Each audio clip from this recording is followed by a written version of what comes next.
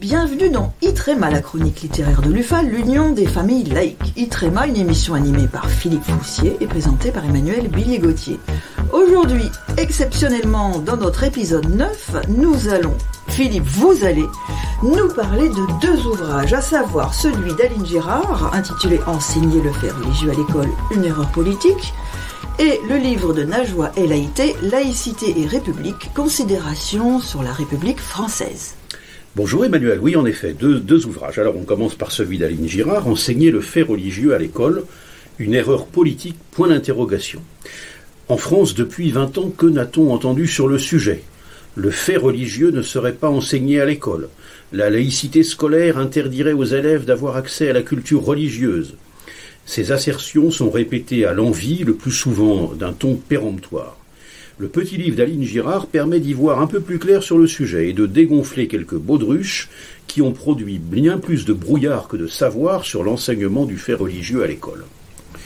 Aline Girard rappelle utilement qu'à la suite du rapport élaboré par Régis Debray, en 2002, le philosophe, dont elle décortique le contenu, le fait religieux a bien été officiellement introduit dans les programmes scolaires dès 2005. Ce livre décrit avec précision les termes du débat et sa chronologie. Pour les promoteurs de cet enseignement, il serait nécessaire que Dieu, sorte de pompier de service, fasse son retour à l'école, puisque le monde déboussolé ne pourrait plus être analysé et compris qu'à travers le prisme du religieux. Fin de citation. Lors d'un débat organisé en 2003 sur ce thème, Régis Debray est ainsi questionné par un enseignant. Il lui dit « S'agirait-il donc de calmer les élèves musulmans des banlieues, tout ceci entre guillemets, point d'interrogation, et le philosophe de rétorquer, deux points ouvrez les guillemets, mais bien sûr, c'est bien de cela qu'il s'agit. » Fin de citation. Catherine Kinsler, qui signe l'excellente préface de ce livre, en appelle bien plutôt à la réintroduction des humanités pour affermir la distance critique, construire la liberté de penser et susciter le doute chez les citoyens en devenir. Loin de ces exigences, la présence accrue du fait religieux à l'école contribue à l'inverse à essentialiser les élèves et à les assigner à leurs divers héritages religieux et socio-culturels.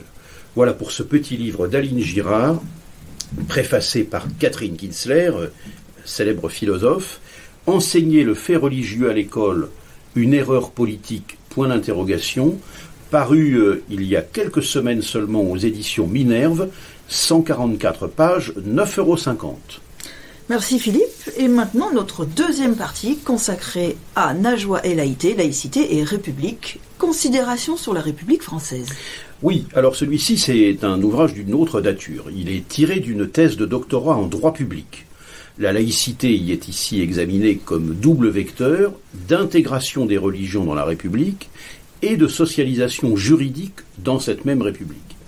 Najwa El Haïté fait œuvre de pédagogie et si elle prend soin de traiter son sujet d'un point de vue juridique, elle mobilise également d'autres disciplines, l'histoire notamment, pour interroger les concepts au regard de leurs applications concrètes. L'auteur est aussi une praticienne investie dans le mouvement associatif, élue également d'une grande ville de l'agglomération parisienne pendant longtemps et chroniqueuse dans plusieurs médias. L'intérêt majeur de ce livre, outre la ressource documentaire qu'il nous fournit, consiste à démontrer la plasticité de la loi de 1905 au regard des problématiques conjoncturelles. L'auteur en souligne son adaptabilité et en défend la lettre et l'esprit.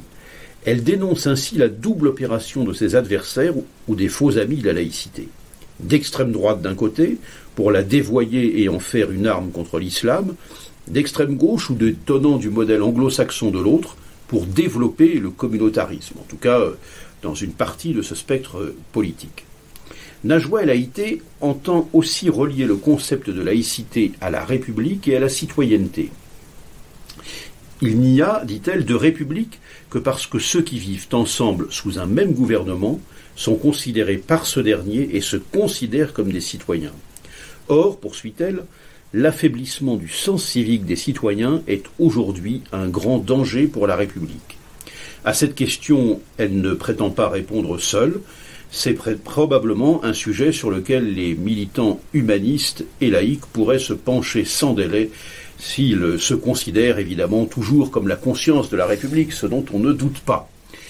Cet ouvrage donc de Najwa El Haïté s'appelle Laïcité et République, considération sur la République française, paru aux éditions L'Harmattan, 310 pages, 25 €.